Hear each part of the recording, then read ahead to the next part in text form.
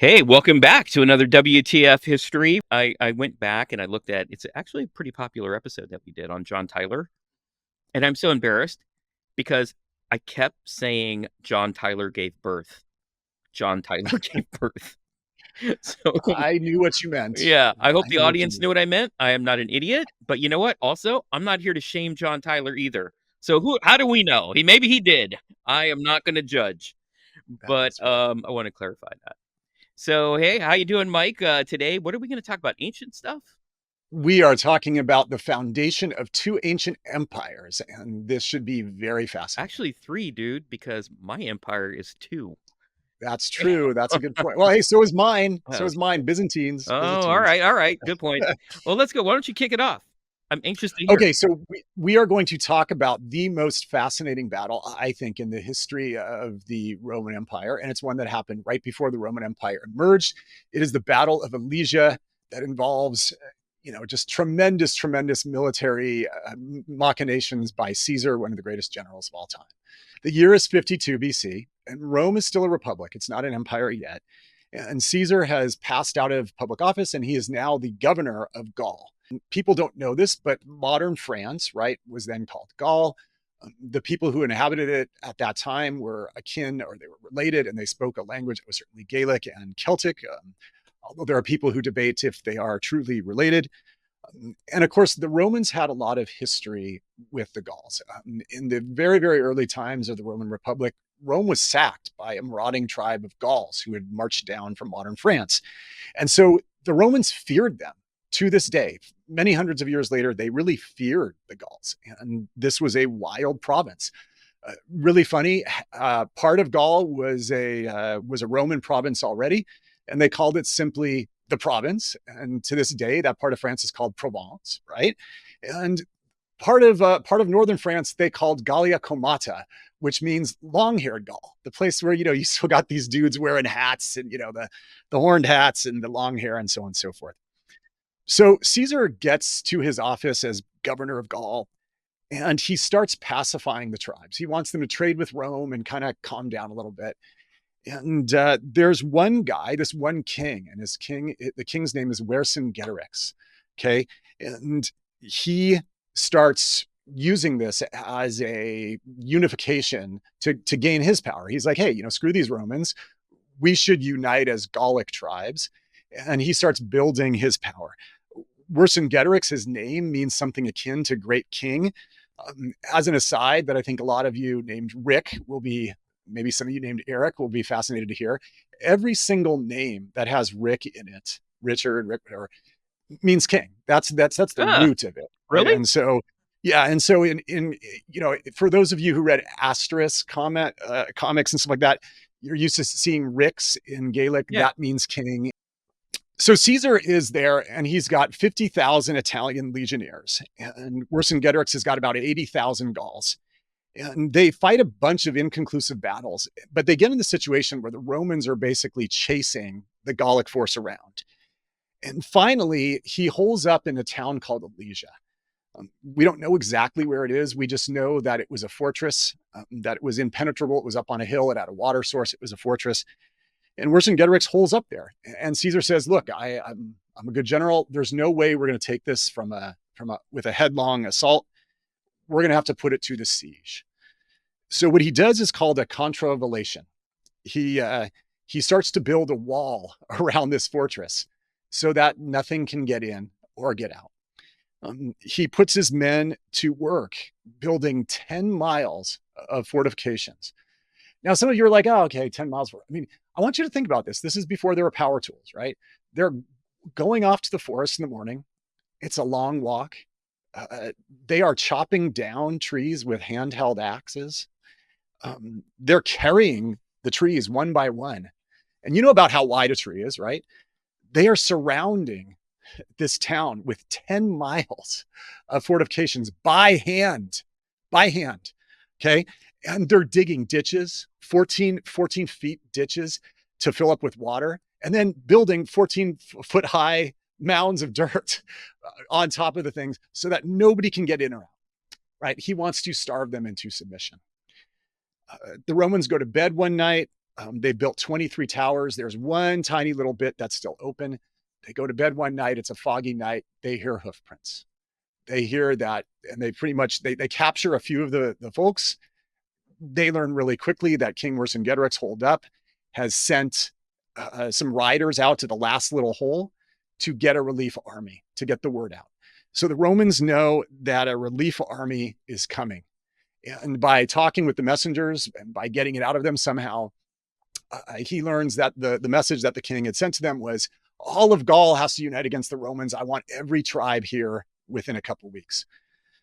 So Caesar, this is sort of a moment that defines greatness. Does he leave? Does he go home? Does he say, gee, I'm going to be killed? He now builds a circumvallation around him.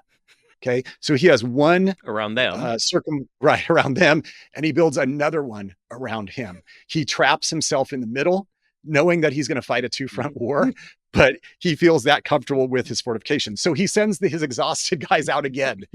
Right? They got to go further now into woods that have not been cut down. And rather than 10 miles, they have to build 13 miles because it's a bigger circle. And again, you know the width of a tree, right? Imagine the amount of trees they got to cut down and bury by hand to build 13 miles, 23 siege towers, all this crazy stuff, right? So in the city, Vercingetorix is rationing grain, right? Because he knows starvation is coming. He's not sure when the relief army will come. And this next chapter is something that should make everybody listening say WTF. So Vercingetorix at some point says, you know what, we're rationing guys to about 1,000 calories a day. There's not enough grain for everybody here. He says, we're going to expel everyone from the city. We're going to expel the women and the children because we don't have enough food to take care of them. And he goes, and we're going to force Caesar to take care of them. Now you have to remember, this was friendly territory for the Gauls. A lot of the women and children that were expelled, these were the women and children of the guys fighting. So he says to his men, your wife, your kids, we need to kick them out into no man's land where Caesar will take care of them. Well, he kicks them all out. Caesar does not take care of them. Caesar does not have enough food for his men inside the fortifications. So the two armies sat there for weeks while the women and children cried. A circle within a circle. Yes. While the women and children in the no man's land were exposed to the elements, they had no food. And the men, the Gallic men who were besieged, who had kicked out their own wives and kids, they watched their families die. Oh, God. Roughly a month later, right? Caesar wakes up one day and they look out, to the wall that he's built around his forces. And he sees a 90,000 strong relief army has him surrounded. Well, you just answered my next question. Where was the relief army? Yeah. Relief army comes. Vercingetorix, blows the loudest horn he has to try to coordinate when they should both attack. And at the same time, the two forces attack. It is a 3-day battle, right? Both sides are starving. They fight all day, all night for 3 days straight. Caesar's fighting on both sides, right? Caesar is fighting. His men are fighting on both sides. There's roughly 50,000 guys, 25,000 facing one direction, fighting 80,000 men coming down from the city and 90,000 men coming from the outside fortifications. Jesus. So he sees on the last day that his men are getting pushed back. There's a key place where the Gauls have broken through the fortifications and they're rushing in.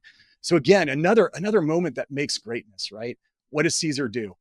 He does what he did in other battles. He puts on the brightest possible cape he has. You're going to talk about where he got the dye? Yes, you are. Right. Yeah, he takes off his helmet, which is protecting his head, and he rides straight into the fray. And he says, guys, I'm fighting right alongside you. And by the way, I'm going to die if you don't fight a little harder. His guys fight as hard as, and by the way, he's about 50 something years old at this point, right? So he's no spring chicken. Yeah. His men are inspired. They push the relief army back.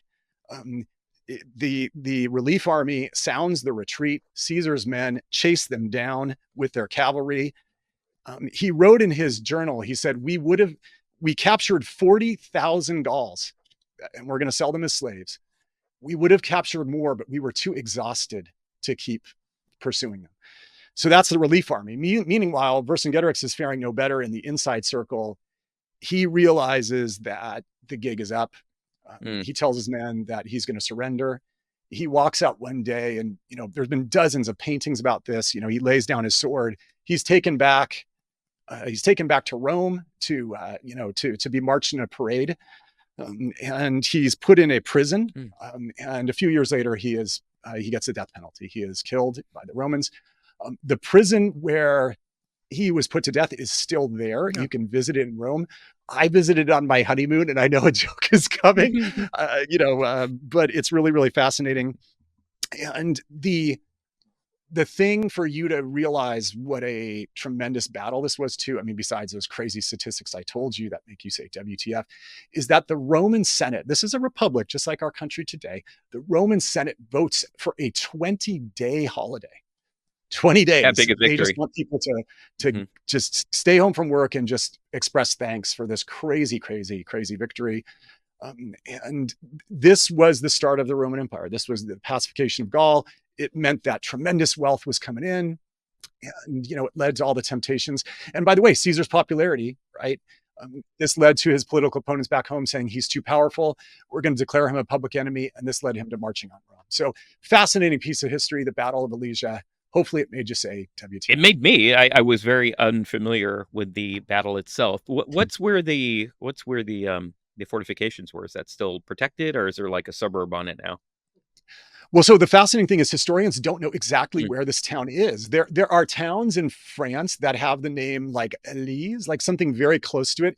And there's like 3 guesses where historians believe that the town is. But the mainstream one that people assume for 200 years that was the location of the battle, people have pointed out that it does not match the contemporary descriptions. Like they said there's 3 hills and this one's taller and there's a river over here. It doesn't really match it, so people aren't really even sure where this battle took place. Wow, that's a good story, Mike. That definitely made me say WTF. Honestly, that was good. It's such what I like about your story is that it gave color to Caesar, because I think a lot of what we know about Caesar are bullet points, but there's not a lot of color to him on battles like this. And, the thought that went into, well, just build another fortification around me. Let's go, baby.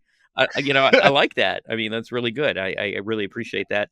I think another thing that it reminded me of is that a lot of people don't realize that most battles in what we consider, quote, ancient times, end quote, were sieges. They weren't really like guys lining up on the right and guys lining up on the left and they go. That happened, yes, but it wasn't as common as you would think. Most of the time they were sieges, and you would just surround people and wait them out and throw rocks over the wall or whatever. But right? I mean, that's mostly how war was handled at that time. Hey, if you like what you hear, like and subscribe. It really means a lot, and we would love to have you coming back every week. Thank you.